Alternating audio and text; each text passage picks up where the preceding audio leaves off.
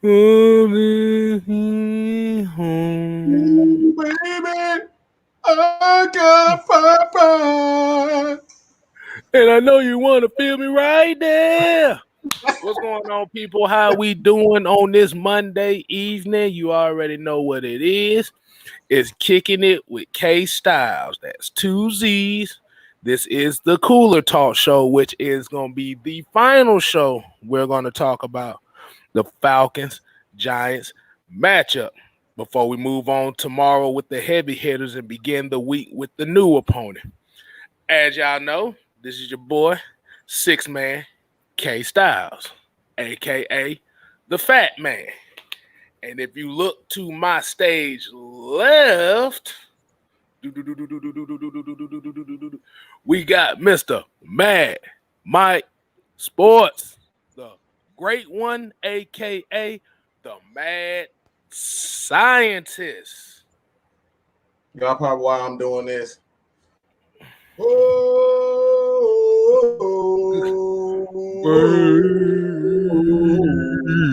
I gotta give a shout out to them Braves, man. Austin Riley, that boy hitting that boy hitting like crazy right now. I just gotta give him. I don't normally do that, start off a show like that, but them Braves is like Dansby Swanson, Soler, Freddie Freeman, of course, but them boys hitting up. They hitting the tar of the goddamn baseball. Like I don't know what they gonna do with the bullpen. I don't trust. It's not even the bullpen I don't trust. It's just the thing I don't trust the guys with the bullpen. I think we got an okay bullpen to get things done, but I just don't. I don't know what the hell he be thinking sometimes. Bullpen management is questionable. We're going to see if he can change that this week. Well, this year. Exactly. We've seen the inconsistencies of it. But as we know here, we have, like I said, we're coming off a W. But you know how we got to do it first. Before we get to the topic, we got to get to the real roll call. Roll call. I did a lot better this time. I did. Hey, he behaved this time. He behaved this time. Look. Reese said, "What we sipping on, big homie?" I got something called. It's from Brewing Eventide. It's called the A. Peace up, down. The A IPA. Shouts out to him. We're trying to get that beer sponsorship. That'd be good. Oh yeah. But you know how we. But you know how we gotta do with that real roll call, man. We got Bubble Gump in the building. We got William Paul. We got Jalen Mayfield. We got JC. We got Jerry Bowie. We got Joseph Thornton. We got your boy Michael Walker, Brian Peoples, Ezekiel King, Asia Green. What's going on, Miss Lady, William, Amy, Bobby Boy Zone 3. We got Raheem DeVille, Julian Rodriguez. And like I said, we got Reese 803 South Kakalaki in the building. We got Too Nice Witty J. We got Deonta M, Big Ant 1986, Reggie C 2K. I gotta blow out a kiss to the ladies. That's something that I typically don't do, but the ladies deserve all the credit for just sticking into this channel. I know this is a male-dominated, I wouldn't even say sport, but for the most part, YouTubers don't have a lot of women. So I got to give a shout out to the ladies who consistently watch and just show us some love. That's all I like. That right there. The ladies are everything. They really make everything go. We already know the ladies make the world go round, but they make this channel go round. So shout out to all anime. Don't get showed out. Oh gosh, like really. She popped in when the ladies conversation come up. Like, hey, wait a minute now. You see that, right? Okay. That right. Go make me a sandwich. Anyway, but for real though. Hey, like I said, we appreciate people joining in. Like I said, we got Yusuke tonight. Hey, we got them packing in now. We got Yusuke tonight. We got Workflow, Dre, Clay Melton, Delayed J, Brandon Kahuna. We got Rose City, William Dickerson. We got some Saints fans in here. Like I said, that while we are the nation, we are diversified. Whoever team you like, you can come over here and chat. You talk shit, just be respectful. That's it. And like I said, we're gonna get to more of the shout outs a little bit later, but we still got a show we gotta do, man. So Mike and the people in here. How does it feel? We ain't had the feel of a W in a while, so how did it feel come through on the Cooler Talk Monday with a W? What did you see? What did you see just in general from the game? What was your aspects of the game? I look at the game at a different perspective now that I'm more so. Well, I've been doing this for quite some time, but I look at it from a different standpoint because a lot of people do. But for me, I love what I saw.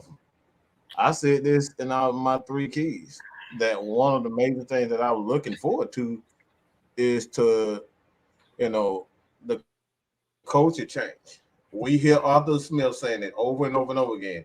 Culture, culture, culture, culture, culture, culture, culture, culture change, culture change, culture change, culture, culture, culture, culture. All right. I saw that's the word for the day. You remember Pee Wee Herman used to say the word for the day? Culture change is the word for the day. All right. That's the word for the day. Culture. Man, yeah. Remind me next time. I'm gonna start getting some of them Sesame Street words ready for these shows too. So let me know. Let me. Hey, I'm gonna ask y'all. If y'all want me to go ahead and start doing Sesame Street words of the days for AFN, well, letters of the day. Put a thumbs up in the chat. Do something stupid around here just to get somebody to laugh. Cause I want to bring in my special guest. But yeah, man, it was like I say, hey, shout out Reggie C2K. Yeah, working a full-time job, and Mike to go live on YouTube. Boy, yeah, this 9 to 5 thing is killing me. But I got a family to take care of, so we gotta do what we gotta do around here, especially Mike. Mike got family to take care of as well. Oh man, but go ahead, Mike. Go ahead, continue what you're saying. Yeah, it's like I said, culture. That's what I saw. We for the last few years, we saw that. I can't even go back. Not so much 16, but after 2016, we just losing to teams we had no business losing to. You know what I'm saying? Like if you want to change the culture and really have the team believe on you first, the hell with the fans. But if the team and the players believe in you and they believe in the system, you got to start beating teams that you need to beat. You can't be losing the team that you had no business losing to. You know what I'm saying? And that's what I was focused on. We need to worry about the things that we need to get done. No disrespect to the Giants team. I think they have a wonderful defense. They got a young team, a young offense that's still evolving. But the Falcons changed the culture with that win. They got to continue to, kind of pile on. They got 3 more easier teams to play.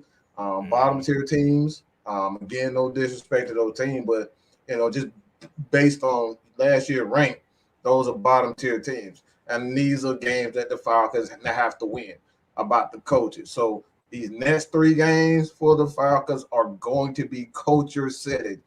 If they want to become a top team in the next 2 to 3 years, they gotta beat the teams that they need. So that was focused. Like we can talk about Cordero Patterson and all that, but none of that crap matters. You got to beat teams that you need to beat. That you got to beat. You got to beat those teams, the bottom tier teams. Yeah. Because you got to remember too, the history of the Falcons, and we can go all the way back to the 2000s. Like I said, the problem was with us was we didn't put away teams that we should beat. Like I agree with you on that, Mike. So when we There's got no such thing as a terrible win. I'm sorry. It's no literally the no no dumbest comment. That's the dumbest comment in the whole fucking universe. There's no such right thing as a terrible win. You win, you win. Period. Point blank. Nobody gives a fuck about the loser at the end of the day. We can sit up here and talk about what they did not do. We can talk about pretty wins and all. Like, what the hell is a such thing as a pretty win? Scoring 40 points and the other team score 44? Like, I mean, there's no such thing as a pretty win. There's no such thing as an ugly win. You know what I'm saying? right A win is a goddamn win at the end of the day. That's all right that matters. Nobody remembers the loser. Everybody remembers the winner. Period. Point blank. yeah.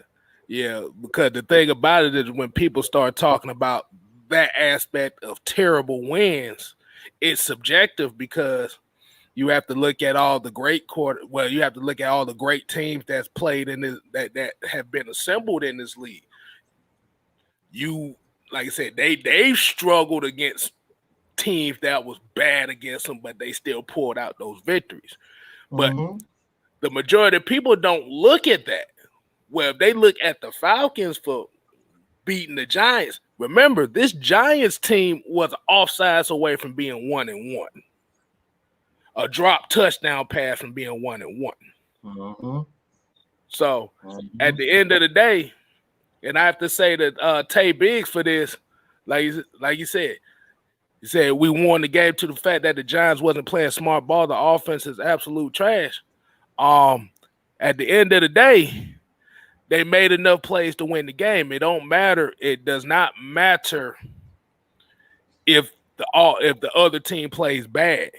You have to take advantage of those miscues. That's what you have to do, because this is not college football where the quality of your wins determines your rank. This is not college football. This is the NFL. There is no statistical category in the standards that says pretty wins, ugly losses, such and such. It's win, loss, draw. It don't matter what type of win it is. You got, like I said, you gotta take the opportunity to get that win. So at the end of the day, hey, like you said, would you rather the Falcons lost that game and then you'll say the fact that they lost to a garbage ass team? So it's a lose-lose situation to certain fans out here, because it's like, okay, they beat this team because this team wasn't playing smart. But if they lost to this team that wasn't playing smart, now the Falcons look like absolute garbage. So it was a lose-lose situation regardless. Yeah, you could say the same thing for stats, but at the end of the day, the main stat that matters is the W. Like you said. Let me kind of put this in perspective, even when we talk about basketball. You go back to the 1996, 1998 NBA Finals with Michael Jordan, Karl Malone. Everybody gonna remember that jumper that Michael Jordan hit at the end of the game. But a lot of people won't bring up Michael Jordan was 15 of 35. That means he missed 20 shots. Nobody even talks about the fact that he missed 20 shots. Everybody remembers that he hit that last shot. That's what mattered. The game winner. All right. That was a total team win. And as a matter of fact, the score was even 87-86. By NBA standards, in any basketball game, that's not a high scoring game. Do we say that's an ugly win, or do we say Michael Jordan at the end of his career hit a last second jumper? That's all they remember. So at the end of the day, again, nobody remembers Karl Malone and how well he played that entire series. John Stockton, Hornacek, they don't remember any of them playing well. They don't ever speak their name when we talk about that game. All they see is Brian Russell. Brian Russell getting crossed up. That's it, bro. A dub in the bed. You know what I'm saying? That's it. That's all they remember. A win is a win, bro. And a whole bunch of Utah Jazz fans talking about, no! Yeah. Yeah. You know what I'm saying? Yeah. But, yeah, like I said, like this is what we were saying about this Falcon win. Like I said, it was a total team victory. Mm-hmm. And we said it in the post game yesterday. It wasn't one individual, but the thing about it is it was a total team victory. The defense held up. Like you said, this is what we talk about. The culture change is because like if you look at last year, if you look at the last 3 years, the Falcons were literally bottom of the league defensively wise. Mm-hmm. We still had a sprinkle of games in there where we was holding guys to under 20 points and stuff, and the offense didn't come up with points like that. And like you said, and that's the aspect we have to live with. But the thing about it is when you look at the defense kept them in the game. The offense made the plays down the stretch to get them over the hump. Because offense has to score points. Defense has to prevent people. I got a question for you, Kstylzz, because you just brought up something interesting. The defense kept it up. You kept it up for the offense.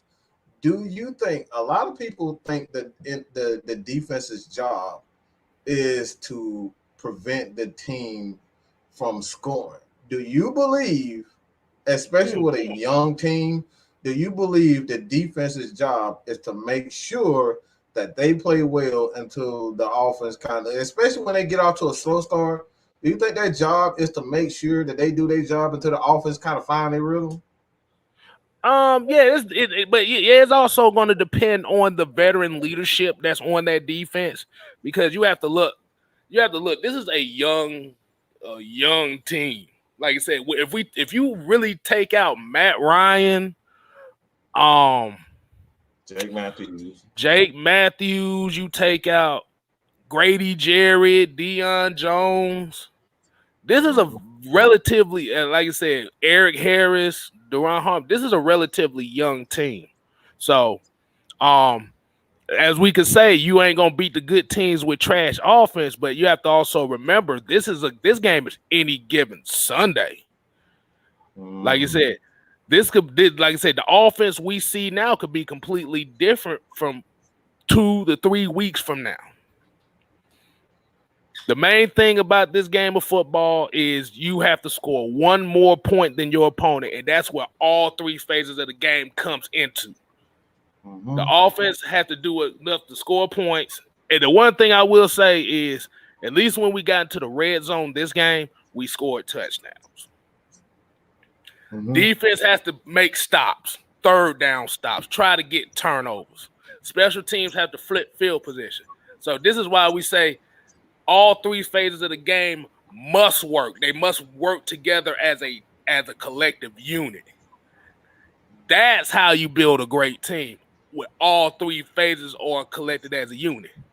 Are the Falcons a great team right now? No. We got a good little whiles to go before that. Well, that's for sure. The thing about it is, even with it being against the Giants,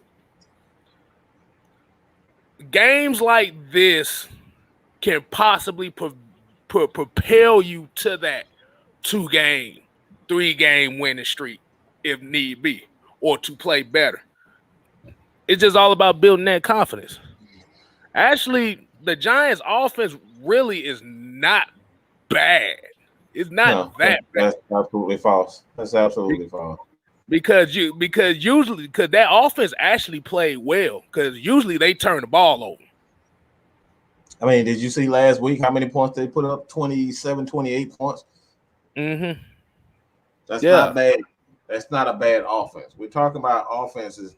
Do they have, like, my thing is, what the hell is a bad offense? A bad offense, in my opinion, is an offense that's incredibly inconsistent, and they don't have that one guy that's a star. They have a star on offense. It doesn't matter. I mean, we talk about you know, can one guy be the difference of the offense? Absolutely, it can.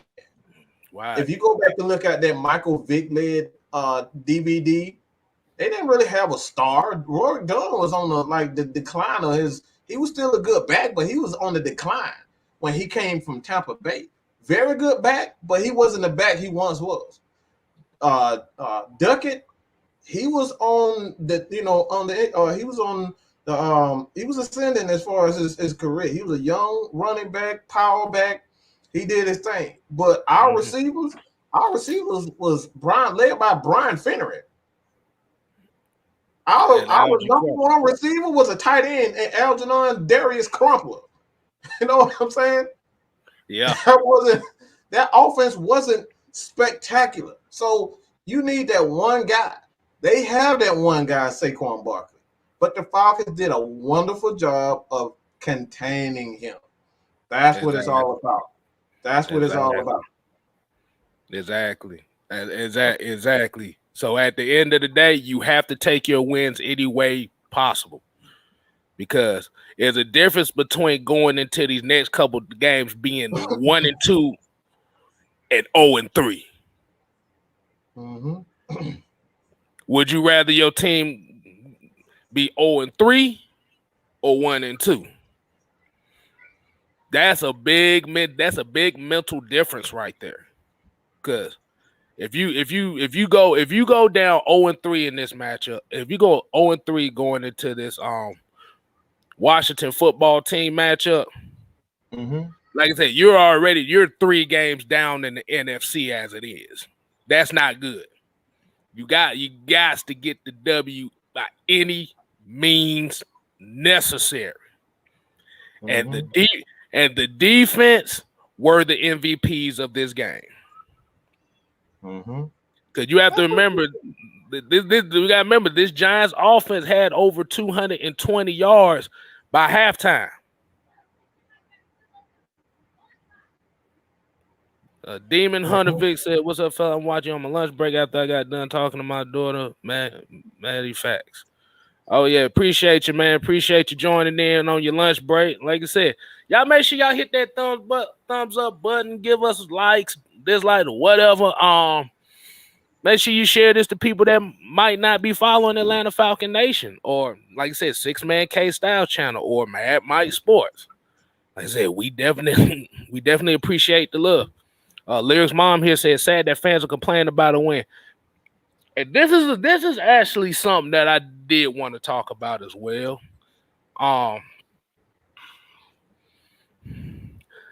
This is really one of the main reasons why I say that there's only 6% of us that are Falcon fans that are left. Because today, from yesterday to today, from what I've seen as far as Falcon fans, and I have to put the quotation on, I've seen a lot more complaints about them winning than actually anything else. And it wasn't even the fact that they won ugly. It was just the fact that they won, period. But you got people that be having stuff on their profile talking about Falcon fan for life or rise up and shit like that. But they hate the fact that the Falcons won a fucking game. Mike, how does that work? I'm still trying to figure that out. How does that work? How do you claim to be a fan of a team, but you hate the fact that they won? I just want to make sure I ain't tripping here, because that kind of sounds a little ass backwards to me, to be honest with you. Well, I actually had a conversation with Atlanta Sports Unlimited, Tom Pollen, and one of the things that he stated is that social media just gave everybody a platform where they feel like they're an expert. They ain't never worked for a company. They've never had a chat with an NFL player. They've never had a chat with NFL beat writers. They don't have any credentials. They never played the sport. Even if they played the sport, they didn't make it to the college level. So there's a lot of people out here that just, not to disrespect any, YouTubers, because obviously we are ourselves. But the thing is that there's a major difference in, educating yourself. You got to be willing to learn. That's the biggest thing first and foremost. Everybody can have a following, but are you willing to learn from other people? We have so many different people that comes on this platform, and a lot of them not even Falcons fans. A lot of people that I've learned from not even Falcons fans. Okay, that's one thing. But the main reason why a lot of people are they complaining about a win is because they so focused on being right. You don't care about the wins. You don't care about this. It's like turning on Madden. I want my guy at quarterback. I want my guy at running back. I want to play fantasy football. Fantasy, everybody talk about Madden, but fantasy football is probably one of the worst things that's ever happened to the sport. All people want to do is pick this player and that player and that. Fantasy football is ruined the game also. I'm just gonna be real. It ruined the game because everybody think you can just pick up this person and pick up that person, and it's not like that. So it give people a false sense of, I guess I won my fantasy league, so now I know more about football than like I know more than Adam Schefter. So everybody just focused. Everybody got to be right. That's the biggest thing. They got to be right without actually, really getting the right knowledge. I put myself in front of a group of people. That's what people are. I keep saying this overnight. A lot of these things that we talk about, me, Kstylzz, you, it's Magnus, Rich, like everybody. We come together as a group of individuals, and it's at least 20 of us that put all our knowledge and our thoughts together, and then we put it into these shows and we make it one so we can get it out to the people for honest, truthful facts, stats, and that's what we do. So it's not about being right. You gotta get it right. The hell with being right, gotta get it right. That's all. Right. Man, that rhyme. Yeah, man. Hey, man. Hey, like I said, we have to address the issue. And like I said, Ultra Shadow 97, he came in with one right here. He says, you're not a fan if you want your team to lose. And that is really one of the biggest statements that you could say right there. And I shouts out to Ultra Shadow for that. Like I said, you can't claim to be a fan but want to see your team lose just because you want to prove a point and you want this guy gone, and by proving your point, him winning makes you go to sleep easy at night. But I actually saw a comment earlier. Let me see if I can find it right there. And shout out to Devon. I want to get back to his comment. He said, I think the fact that Matt Ryan was the driving force behind that game when the drive got Matt Ryan haters upset.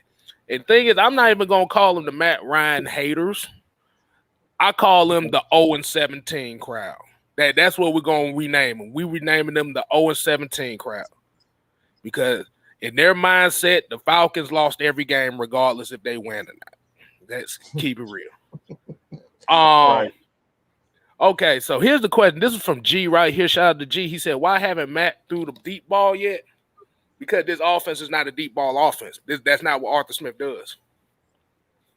I heard something that kind of thing. Oh, go ahead. I know you. No. I'm about to say they don't do it often because I actually had a statistic that I actually had about the last couple months that I never really told nobody about this that I looked up.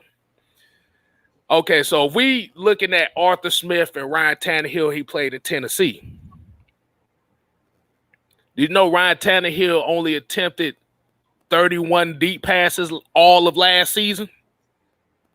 Oh, I tried to. Yeah, he attempted 31 deep passes last season. Under Dirk Cutter, Matt Ryan has attempted 65 deep passes last season. Ooh. Yeah. So that's a 16-game schedule. That's about 2 a game. Around 2 a game. About 2 or 3 a game right there. Well, if it's a 16-game schedule, so Matt Ryan on average last season completed well, not completed, but more so attempted. Yeah, attempted, yeah. He attempted almost three deep passes a game. Yeah, that's not very good. Yeah. On, I think if I remember correctly, it was on 44% completion percentage. 44%. Yep, I remember that number. In which the average completion percentage for a deep pass is 39%. Yeah. Tom Brady led the league in deep passes thrown last year, which was a surprising statistic that I saw. But hey, it is what it is. Like I said, Ryan Tannehill had a better completion percentage because he didn't throw them that often. Like I said, Matt Ryan threw about 65 to Ryan Tannehill's 33. So that kind of lets you know that they used the short passing game to set up for a couple shots.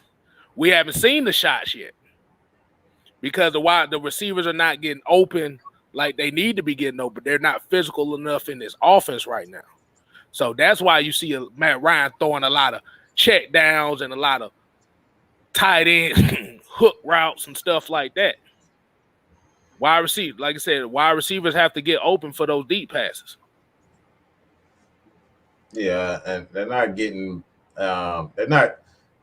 teams are taking away what they're doing, and what I heard in the press conference listening to Kyle Pitts is he's saying that teams are bracketing him. They're bracketing Calvin Ridley, and they're bracketing Kyle Pitts. So basically what that means, they got a guy over the top and under them everywhere they go. So it's not an easy throw. So what Arthur Smith has to do is to do things like check the ball down to a guy like Cordero Patterson, Mike Davis, and those guys, so they can do some things, some run after catch things. So like that's the reason why you're not seeing Matt Ryan. What you do as a quarterback and what you were taught as a quarterback, don't force the ball downfield just because you're just trying to throw it. Because these safeties, that's the NFL safety. You throw a lollipop up and just to throw it, you liable to throw an interception. So what Matt Ryan is doing is actually the right thing, but you just don't want to get in the habit just because you want to throw it deep. You're going to throw it deep. So I find the best thing to do is to check that thing down to Cordero Patterson and Mike Davis and just let them do their thing. Right. All right. So I got it right here. So what they consider deep passes is between 20 to 40 plus yards, 20 and farther. Like I said, last season under Dirk Cutter was 27 for 55 for 49%. 3 touchdowns, 5 interceptions, 666 yards. Ryan Tannehill threw a better accuracy percentage, but he was 17 to 32. 3 touchdowns, 3 interceptions, 504 yards. So at the end of the day, the deep passing game has got to be set up by the running game. They got to get the play action game going. Once the play action game gets going, then you'll see more of the deep balls. But until this running game, until the run the damn ball goes how we want it to, it's gonna be kind of hard to throw that play action like that because it ain't a threat right now. Let me see. Mike, I'm gonna let you take this one right here. This is Pat Norris. Should really be the number 1 wide receiver.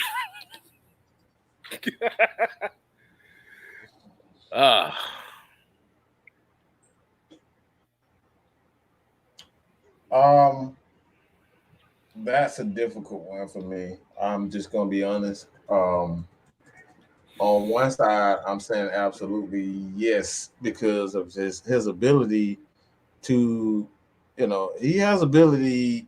One thing I do like about Calvin Ridley that I did not like about Julio is that Julio just was not a touchdown guy.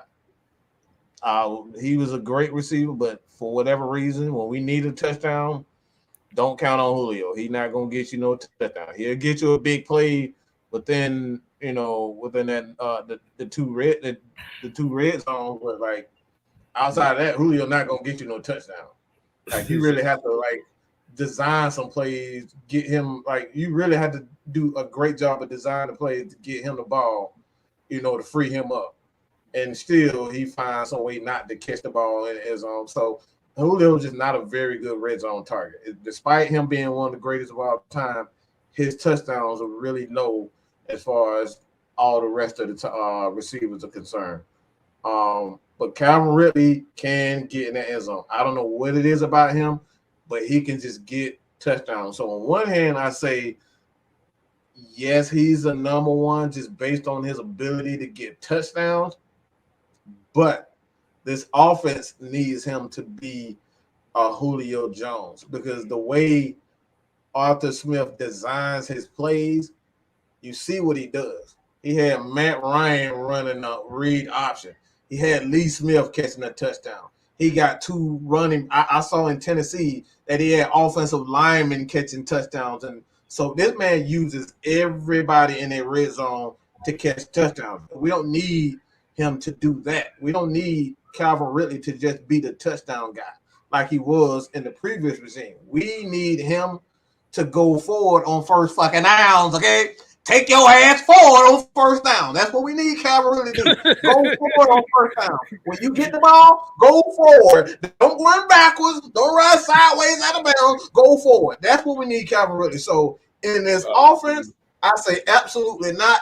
But he is a number one. But I don't think in this offense, I don't think he's a number one. In this offense, I think he's a number two. You said Calvin Ridley's song that be playing in his head is Billie Jean is not my lover. It's just a girl. And in fact, I am the one. And then all of a sudden you just see the lights and you just start moonwalking backwards.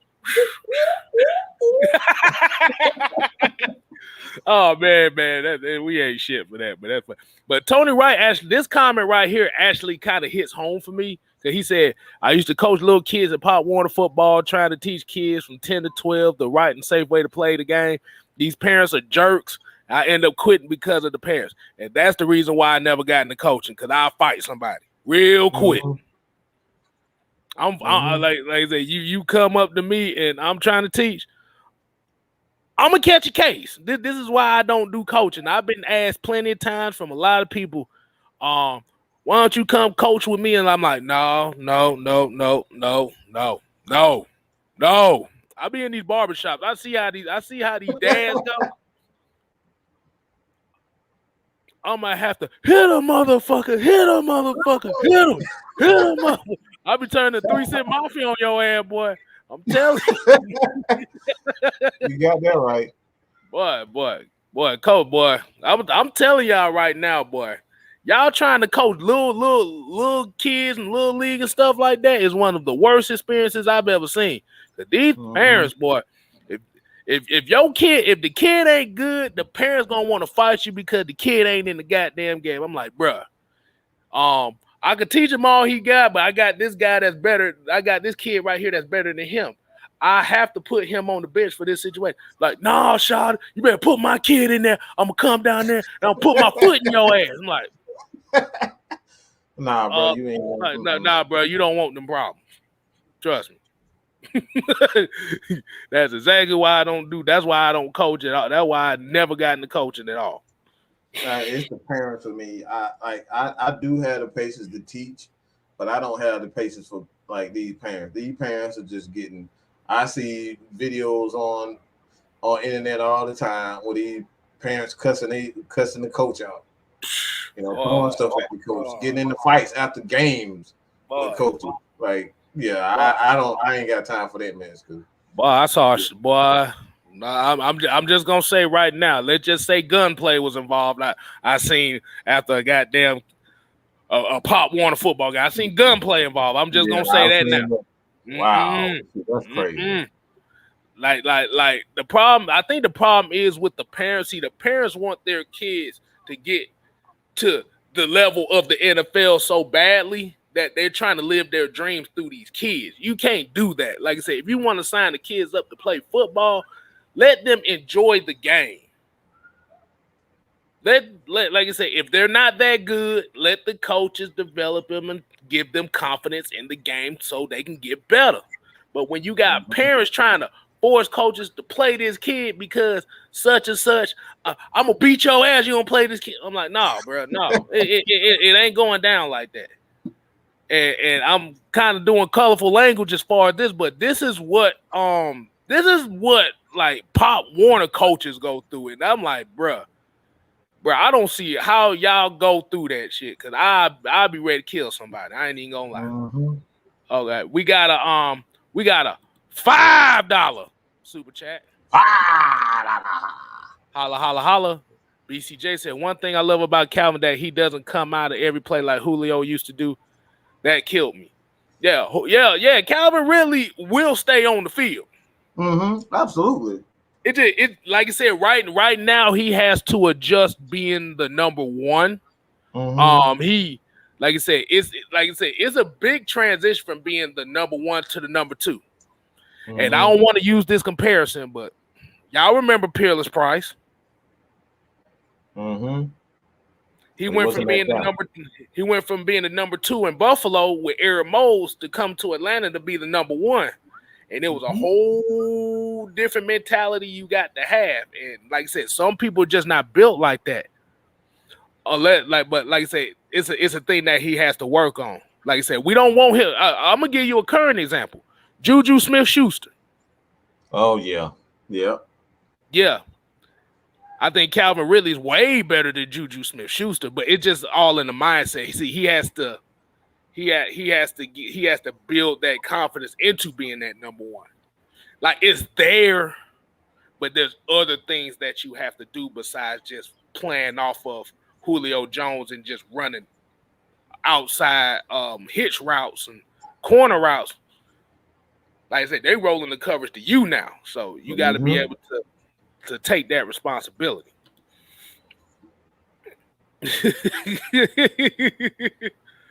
Seahorn said Juju is now their number 3 receiver. See that? Yeah, he done fell down.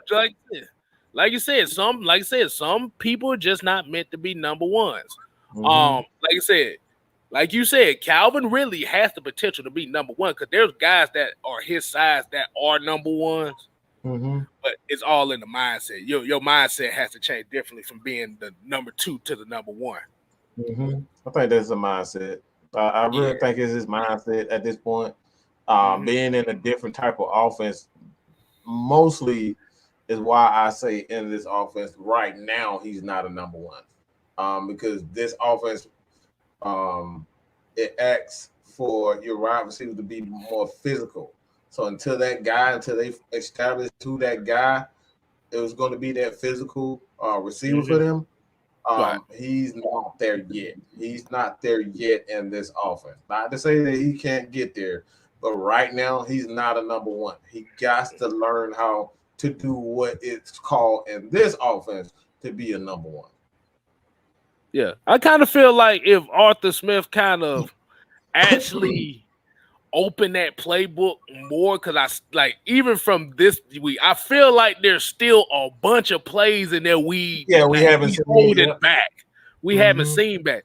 See, where Calvin really will fit in his offense, they have to use a lot of bunch sets.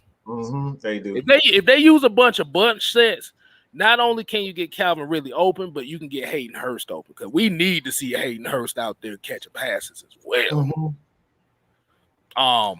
Interesting to see what Frank Darby look. I think he could be that physical guy in this offense, but he's dealing with a calf injury right now. I think that's the reason why they drafted him, for him to be that physical guy, but he's dealing with that calf injury. So, I like Oz. I like what Pitts can do. You can line him up all types of ways, but hey, man, I just don't. I don't disagree with the fact that Calvin Ridley can't be a number 1. I just think it's going to take some time for him to flip that switch in this offense. But right now, what I'm saying, he got to change his mentality first and foremost. That got to change. See, I think the problem is because Julio Jones is such a freakish generational type wide receiver, and Falcons letting him go. See, now you got to live up to that expectation. and that's a big difference between. That's a big difference. But Mr. ATL here says, why does Matt have to fit into every scheme a new OC comes with? At what point does Matt Ryan predicate the offense? He has been around long enough to know what works, and this offense is too vanilla. And the problem is you've had 4 or 5 different offenses that he has to work with. Now you gotta remember, when OCs come in, they want to run their own offenses. That's the biggest difference between what Tom Brady had to deal with and what Drew Brees had to deal with and what Aaron Rodgers had to deal with. So you literally had a core of offensive-minded guys that pretty much run the same thing. So, like, if you look at Tom Brady been running the same offense since 2001. Let's be honest with you. Even when he went to Tampa Bay, they tried the offense they had in Tampa Bay before he got there. Tampa Bay struggled early in the season. They went to more of the traditional Tom Brady style as far as play calling, and he fit right in, and that's where they started winning. So Tom Brady's been running the same offense for almost 20 years.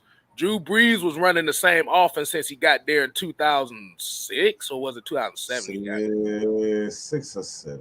2006 or 7. So Drew Brees had ran the same offense. See, the problem is when you're bringing in the OCs, you're bringing in OCs that bring in whole different philosophies, because the OC and the quarterback has to be on the same page. So Matt Ryan could run what he wants to run, but if the OC is not familiar with what Matt Ryan wants to run, see, now you're getting into an issue to where ain't nobody on the same page. Because if you look at it, let me see. OC, if we're looking at OCs, we're looking at Mike Mularkey was a run play action offense. You look at Dirk Cutter. Same offense we doing right now. The same type of offense. Same type of offense, but the problem is we don't really have a running back that's really a bell cow. It's a running back by committee, so you got to tweak that a little bit. You had Kyle Shanahan, which was a play action offense. You had Dirk Cutter, which is a downfield offense. Let me say, like I said, Falk was he was kind of he was more so a bunt set type of off. Like he would use a lot of bunt sets to get his receivers open. That's one thing I did respect about him. He knew how to get receivers the ball. Right.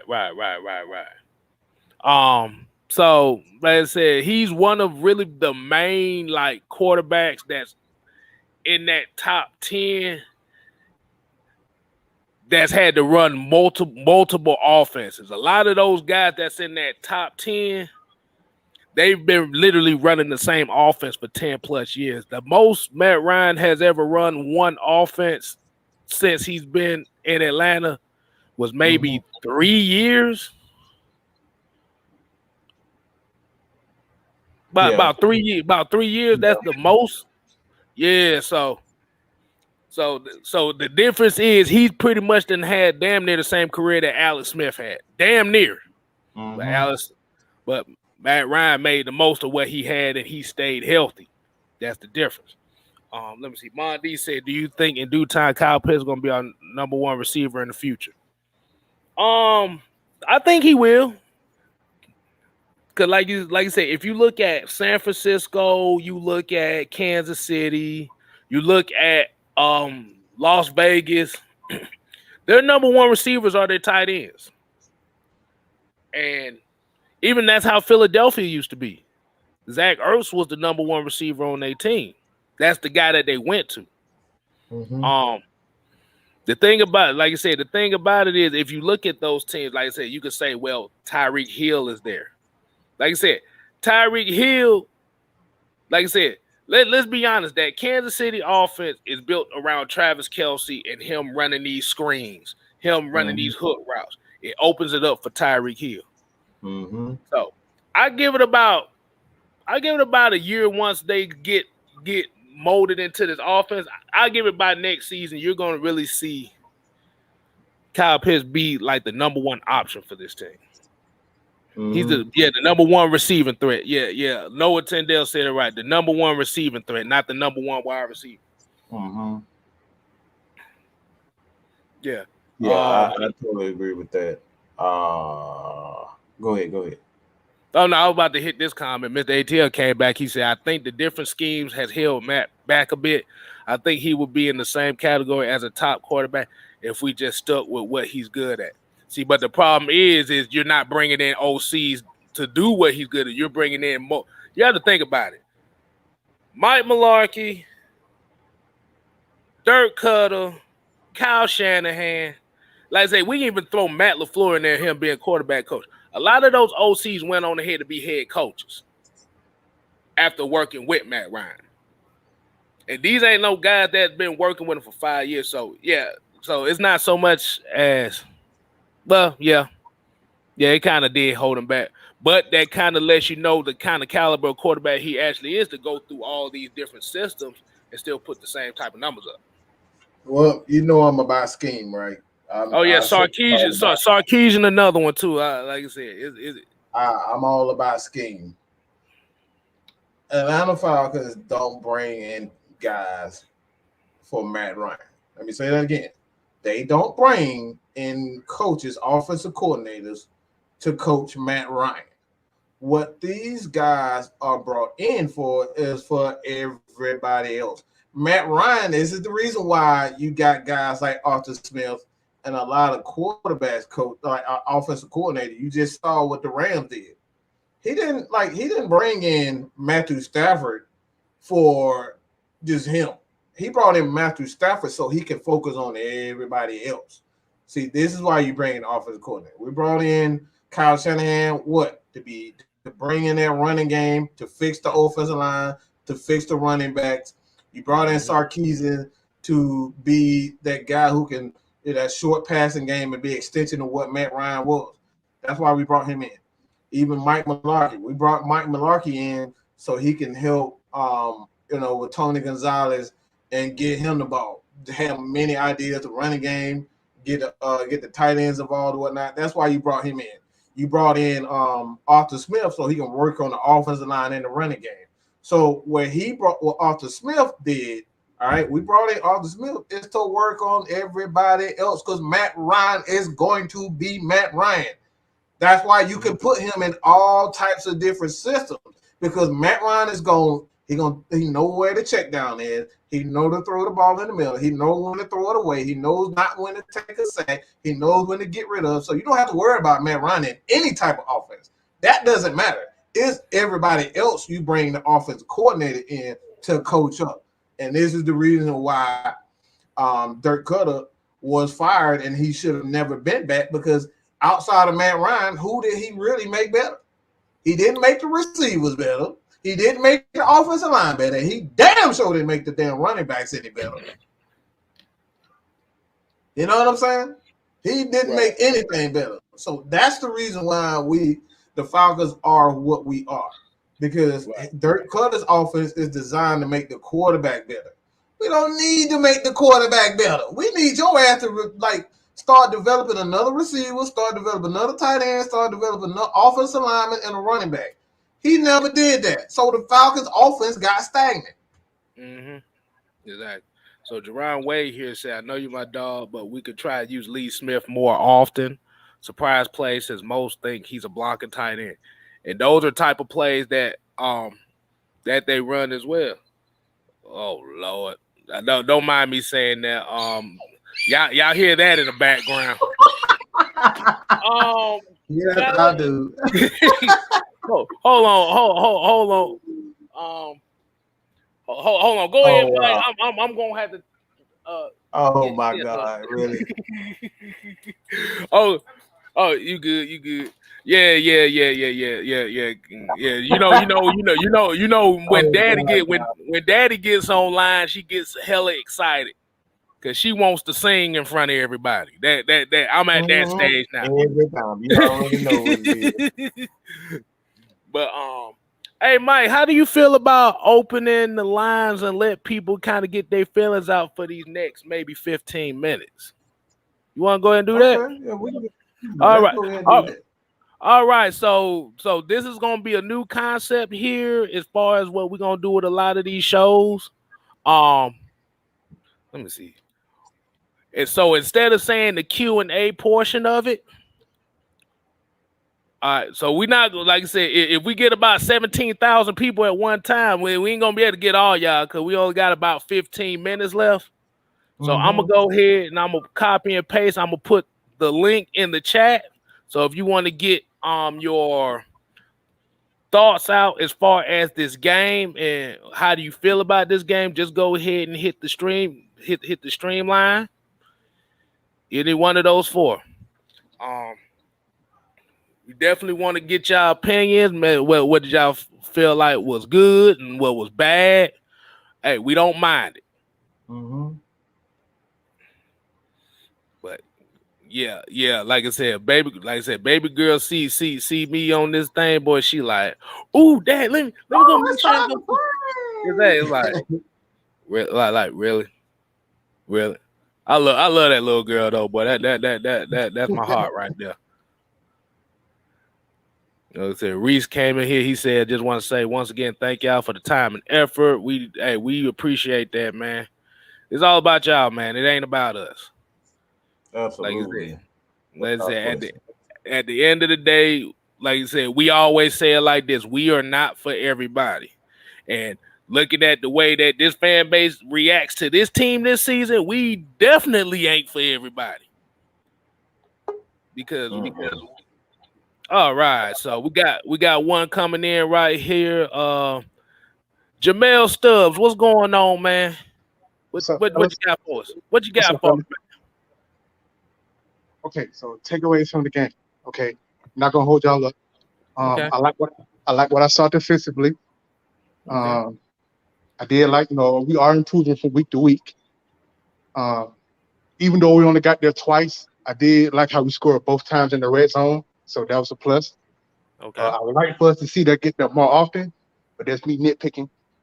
That'll happen as the season goes on. I did like what I see there. The last drive of the game, to get the game-winning field goal, I would like to see more of that throughout the game. But like I said, that's just me nitpicking. But I would like to see more of that throughout, the duration of the game. That's just my brief thoughts on the game right there. You guys can expand on that if you want, but this is kind of my brief thoughts on the game. I mean, we kind of agree with you. Like I said, this is a 60-minute game. We have to kind of see it from the beginning to the end. Yes. Like I said, that's where the next evolution of this team is going to have to be. You're going to have to get to that quick start and finish the game like that. Yes. So we definitely agree with you on that one. I agree with that. Yeah. I agree with that. All right. So we appreciate it, man. We appreciate it. We got a couple more people that's in here, man. We're going to go ahead and get to them. But definitely, Jamel Stubbs, we appreciate you. You got any type of handle you want the people to follow? Just hit me up on my other channel, Flag on the Play. Just go subscribe to my channel. That's all. Okay. Just want to put it out there. We appreciate it. Definitely. Okay, we're gonna put it in the tab for you. So make sure y'all go subscribe to. I'm already searching right now. Okay, so make sure y'all go subscribe to Flag on the Play. Like I said, Jamel, we appreciate you, man. Thanks, man. Appreciate you having me. All right, no problem, man. All right, so we got 3 people here. We're gonna let y'all all in there. Just try to keep it as brief because we got other people that want to kind of speak. So just try to get it out as fast as possible. All right, yeah. What's going on, Jerry? What you got for us? What you got for us on this? Appreciate you letting me come on. I just want to say a few things, man. I've been very impressed with the defense. I know a lot of people want to, talk about that they think the defense is still weak, but this defense is actually serviceable, and it's getting them off the field. I kind of feel like as long as we give the offense time, they'll start getting chemistry even better, and the defense is doing their job. I kind of feel like you ain't got to have a top 2 defense at this point in time, especially when you're still trying to change the culture. The defense is doing good. So that's one thing that I really have been impressed with. And I know that, one thing about the offense has kind of been a slow start. That's one thing that we all can look at. But once again, when you're trying to establish the run and stuff, you're going to have that. And the offense is still, building that chemistry. So I kind of feel like if we just give it time, they'll get better and better as we go. That's all I'm going to say. All right, Joe. Appreciate you, Joey. Like I said, you got a handle you want the people to follow? No, I don't have anything. Okay. I don't have a channel on that. Oh no. I ain't talking about just the channel, but I'm just talking about as far as social media, anything. I'm just talking about that. Nah, I just enjoy watching y'all. Appreciate it. Hey man, appreciate you, man. Appreciate you, man. Always. All right, we got Darren Bennett. What's going on, homie? What you got, folks? What's going on, man? I just really want to say, like Bruh say, I was impressed with the defense. I'm really impressed on Isaiah Oliver at the safety position. I didn't think the be this smooth. I ain't think the transition would be this smooth, but you know, he's playing real good. I was excited about Dante Fowler. I think he's coming around. Okay. You know, he looking real good. But and one thing that was just funny to me in the game when Daniel Jones truck Grady for the 2-point conversion, I just thought that was funny. All right, man. And I see he was mad about that, boy. He was not happy, boy. He was not happy. I seen Grady laughing on the sideline. I know he won't let that happen again, but you know, overall, I mean, you know, the offense got to come around. The defense is looking way better. I'm good with Dan Pease at the calling the plays at the defensive end. So, you know, it's gonna take work, man. It's the NFL season. It's 17 games. We got a long way. Progression is on the way. So we just got to stay down, man. That's all. Hey man, we appreciate you, man. Like I said, you got any social media you want the people to follow you on or anything? Nah, man, you gotta follow me, man. Just keep following Kstylzz and Mad Mike, man. That's what y'all do, man. Keep following the Falcons Nation, man. That's what y'all do. Hey, we appreciate you, man. We appreciate you, man. Hey, appreciate the love. All right, we got a couple more. These gonna be the last two of the night before Monday Night Football. We got. Oh, I forgot all about it, man. Dang. 803 South Kakalaki. Oh, y'all got me. What's going on, Reese? What you got for brother? What you got for? Man, I just want to say thank y'all for the content. I ain't really photogenic. I'm a little camera shy right now, man. Hey, I've been looking for ATL. Do you see? I ain't have a hat on or nothing. Come on, bro. Hey, shit. Hey. Look. Yeah. Hey, all jokes aside, though. You know what I'm saying? All jokes aside, though, I thank y'all for the ATL content, the AFL Nation, because, man, we don't get a lot of, like, play around here in South Carolina. Everybody with them Panthers, and I respect that. Good Morning America, I think, they talk about us a lot, but y'all, I look forward to y'all every day, man. I'm a 9-to-5 worker, bro. Shit, I'm the same way, man. Trust me, I'm the same way. Yeah. But I look forward to y'all every day. I love y'all, man. I love the just how y'all click together, man. Y'all got, even if it ain't a whole lot, man, y'all got people out here that really watch y'all keep doing y'all thing. I don't have no channel or nothing, but I want to tell everybody to subscribe to y'all, hit that like button. Real quick, I do want to see my man Darby. I don't know what to say right now. Y'all put me on blast. I didn't even think I was gonna be on here. Y'all caught me on guard with this one. Hey, like I said, you got to get your thoughts out. That's what we trying to do now. We trying to let y'all go ahead and get your thoughts out so the people can see. I want to say it'll be more aggressive. I would like a little bit more play calling. I'm not really that like sounding. I listen to y'all for like football, you know what I mean, learning that aspect of it. Mm-hmm. So, you know, I would like us to be more aggressive, I guess. And Cal Pitts, you know, open the playbook, but it's early in the season. And all the Matt Ryan haters, man, just leave him alone, bro. Man, it ain't all his fault, man. Hey, like I said, we not for everybody. People gonna continue to blame him as long as he's here. 6%. We the 6%ers, bro. That's it. Exactly. So we appreciate you, Reese, man. We'll let you go ahead and get back to what you're doing. I appreciate the love. I appreciate y'all, man. Y'all keep holding it down for us, man. We only got, like you said, 6%. Y'all keep holding it down for us. Hey, man, we appreciate you, bro. Appreciate you, man. Let me go ahead and get the last two on for the night. We got BCJ and we got William A. What's going on? What's good, fellas? Right. What's good, man? BC, what you got for me? Hold on. Did he mute himself by accident? Oh. All right. All right. Can y'all hear me? Oh yeah, BC, what you got for me? Yeah, I just want to say I appreciate what y'all been doing, man. Y'all continue to support the Falcons and really been spitting that truth for us. But as far as the game, man, I really do feel like we established a toughness for our identity. That's something that we've been lacking for years. And I appreciate TJ Green. I really felt like with AJ being out, we was gonna lack in that, but he really came in and did an excellent job for us. And just offensively, I feel like the coach ain't really opened up the playbook yet, so we ain't really seen everything as far as details and really getting the players involved. I think that's gonna come within the season. But I just like what we see. I feel like Cordell Patterson was just the steal in free agency. He can do everything for us, and I hope we can resign that dude, man. Hopefully for a couple of years, because I think he was a really good steal for us in free agency. Hey, what's our question? Oh yeah, they already got the Valentine's Day card ready for him. Yeah. But he looked good. But I ain't got no social media, nothing like that for folks. But I just want everybody to hopefully subscribe to Mike and UK Styles, because y'all really been putting in that work for us. And Juju and all the rest of them, man. Y'all really been doing y'all thing. So y'all just keep it up. I appreciate you, man. Appreciate you, man. Don't mind the door getting back. What you want now, man? Come on now. No, don't mind. That's my nephew acting a fool right now.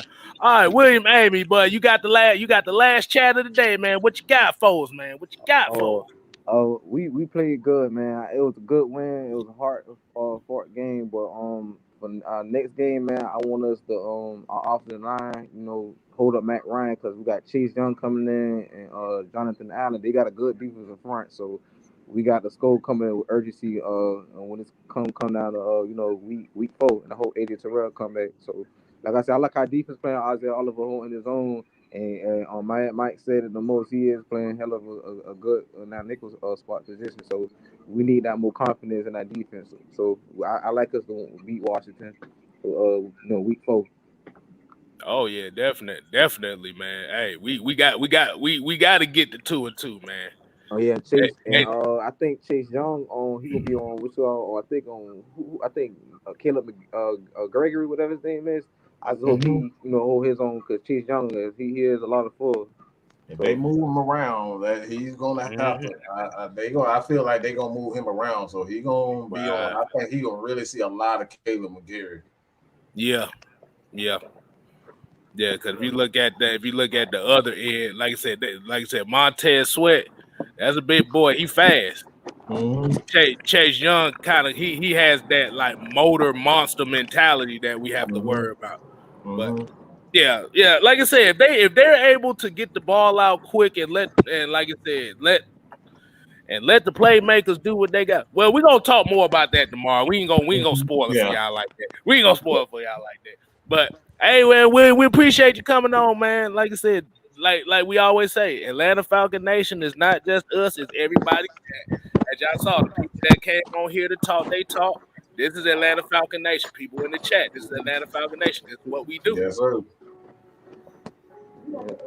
But hey, we appreciate you, man. Like I said, we appreciate you, man. Go ahead and get these final thoughts out the way. Mike, what you got for a final thought for us?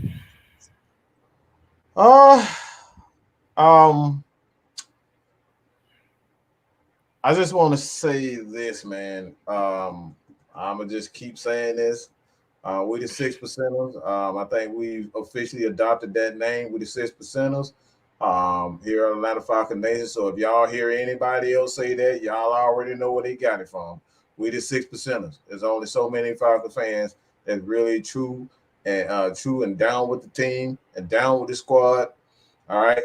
This is where the 6%ers where they come. So at the end of the day, man, it's all about being able to give y'all nothing but the truth and the facts of the matter. I don't care about none of that. Is he wrong? Is he right?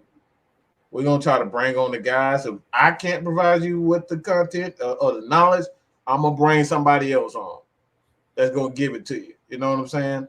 That's what Atlanta Falcons Nation is all about. If Matt Mike and Kstylzz Jew can't give you the truth, we're gonna bring somebody on here that's smarter than us, that's more qualified than us. That's what we provide. I don't care about feelings, I don't care about your narratives. I want this player or that player. We're gonna bring these people on to give y'all the truth and the facts of the matter. And that's what it's about. So all these people, you know, they accuse us of, oh, y'all think y'all know it all. I know quite enough, but I don't know it all. You know what I'm saying? I don't know it all. I never said that I was expert. You know what I'm saying? But that's what it's about. ESPN, the media company, they don't want to give us any type of respect. And that's what everything is about. We want to give Falcons fans what we need because we know we're going to get 5 seconds on national media, and them 5 seconds, they're going to be clowning us. That's what it's all about. So at the end of the day, that's the message for the day. 6%ers. That's all I got to say about that, man. Hey, man, we also appreciate everybody tuning in, man. Like Brandon Kahuna said, Joy, listening to you guys, I definitely appreciate that. And Brandon, appreciate that. And Moses said 3 said down like 4 flat tires on a Pinto. Hey, man, you got to be down if you down like that. 4 flat tires on a Cadillac. So we definitely appreciate everybody tuning in. Like I said, you make sure you follow Mad Mike Sports on Mad Mike Sports or Mad Mike TV, Atlanta Falcon Nation, as well as you can follow me at 6Man Kstylzz on all social medias except Facebook, because I don't fuck with Facebook like that. But my final thought is going to be it might kind of hit on it, is about the fan base. Like I said, we ain't talking about the 6%ers. We're not talking about the guys that have constructive criticism about the team but still fuck with the team. We're talking about the guys that wish bad on this team because such and such narratives that they like to put out here ain't going with what they want to go to. And then like to accuse us for wishing bad on a guy like Justin Fields because he had a bad game. Like, no, this ain't what that is about. Like I said, it's very, very bad out here right now. Like I said, I've never, and I said it like this: 2021 was the year for exposure and reveals. And what 2021 has done for this Falcon fan base, it has revealed how ass backwards it really is. You got people that'll say, well, we're being realistic. This team hasn't been good. We just had a guy on the Friday night show that said this team absolutely sucks. But he said nobody on this team was worth keeping. But then he said he'll keep Grady Jarrett. He don't know what he wants, man. You just said that a whole team needs to be scrapped, but you'll keep the one player, but he sucks. So, like I said, if those type of people want to hold us accountable for the stuff that we say and us being down for the Falcons like we are, we have to hold them accountable as being fans too, because you cannot be a fan of a team and wish they lose just because you didn't get what the hell you wanted. Man, you just made me mad. You don't have no idea how you made me mad. Like, you really pissed me off. What's up? You really just pissed me off. Like, I really just got irritated by something you just said. What'd you say? These motherfuckers up here, like, they're really pissing me off. When motherfuckers tell me that I'm not keeping it real because I'm not calling out Matt Ryan's mistakes. What the fuck am I gonna call out a mistake? The motherfucker make maybe 3 fucking mistakes the whole game. He got the ball in his hand 90% of the damn, 99% of the time, and you want me to sit up here and badmouth him for making 3 mistakes out of the whole damn game. See, hey, that shit right there, boils my fucking blood. Why would you want me to crap on a man because he made 3 mistakes in a damn game? Okay, he almost threw an interception in the end zone. Whoop the goddamn dude. He made 3 mistakes in the game. He made a bad throw. He didn't get rid of the ball. He threw it out of bounds. Why would you want me to do that? Matt Ryan is a Hall of Famer. It's only 10 quarterbacks in the history of the game that have thrown 350 touchdowns, and y'all want me to quote unquote badmouth him. Oh, you don't ever say anything bad about Matt Ryan. The motherfucker won an MVP. He done threw 350 touchdowns, and y'all want me to badmouth a guy that done threw 350 touchdowns. That type of shit is absolutely ridiculous. It's like me bashing LeBron for being great. It's like me bashing, Steph Curry. Oh, he shoot too many threes. What the fuck? Like, does that make any damn sense to you? It makes no sense. You want me to bash greatness. That's the stupidest thing I've ever seen in my life. Y'all want me to bash a guy for being great. And when he makes one mistake, 2 mistakes, he have a game where he throwing 3 interceptions like every other quarterback. They never say anything about Tom Brady when he throw 3 interceptions in a game. He's done that multiple times. But y'all want me to bash Matt Ryan when he makes a mistake. Okay? All right? That right there really irritates me. If anything about this fan base irritates me, that makes me angry as hell. It really does. See, the issue is because like I said, let's keep it real. They talking about they want to keep it real. Let's keep it real here. After 2007,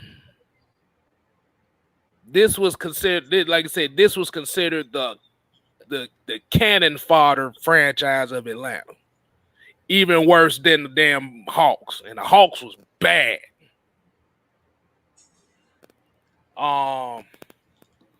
BCJ said, hey, actually we had one on Friday. We're gonna cut that video up so you can see that was about a 30-minute interaction on that. Oh, we got that coming. We got that coming. But like I said, it's like we can say we don't get it, but the reality of it is, and Mike said it best, you don't give a fuck what this franchise does. You don't give a damn about give a damn about what they do. You just want to be entertained. And that's what it comes down to. Because the dude literally said when we said that Michael Vick didn't do half of what Matt Ryan did, he said he don't care because Michael Vick was more entertaining, which destroyed his whole argument right there. But like I said, this is why, and then like I said, we got a lot of people, and I know quite a few people that has given up on this team from week 1 to now. Like I said, you are now officially in the 0-17 group, and that's what we call them now, the 0-17 group. Because these are the guys that want them to fail so badly so they can get their point proving that we should have took Justin Fields. You know why Justin Fields struggled this past Sunday? Offensive line couldn't protect him.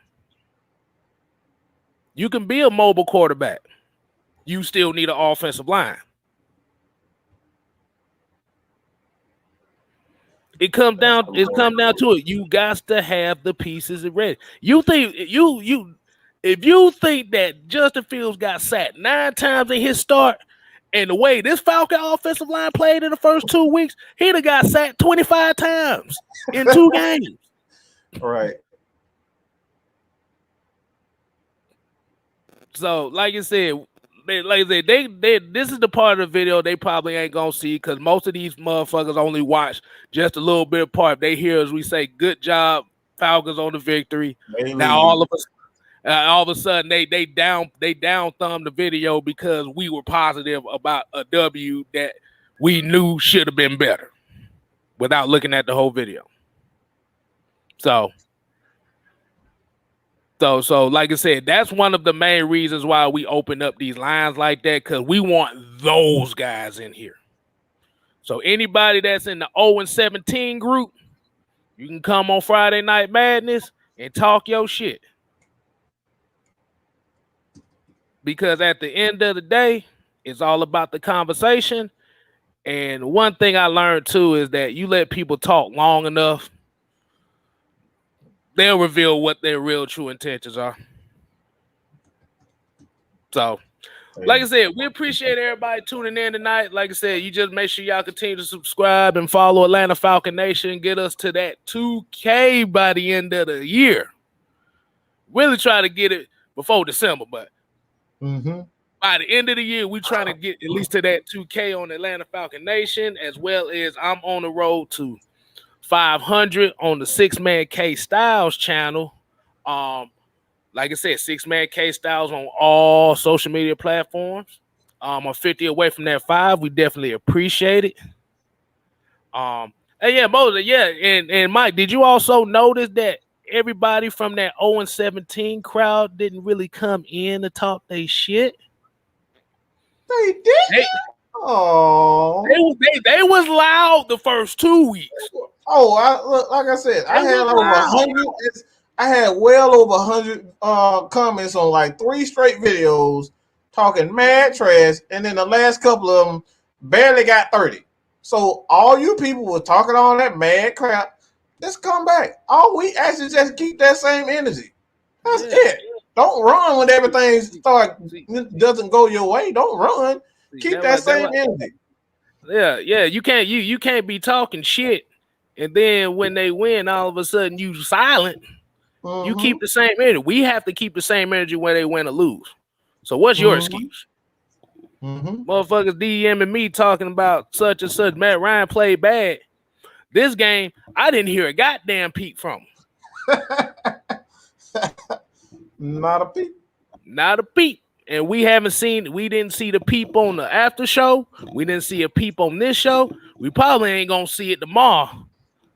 We damn sure ain't gonna see it Friday. So, as we say here at AFN, we ain't here to play. We here to stay. You ain't gotta go home, but you gotta get the hell out of here. Hadouken!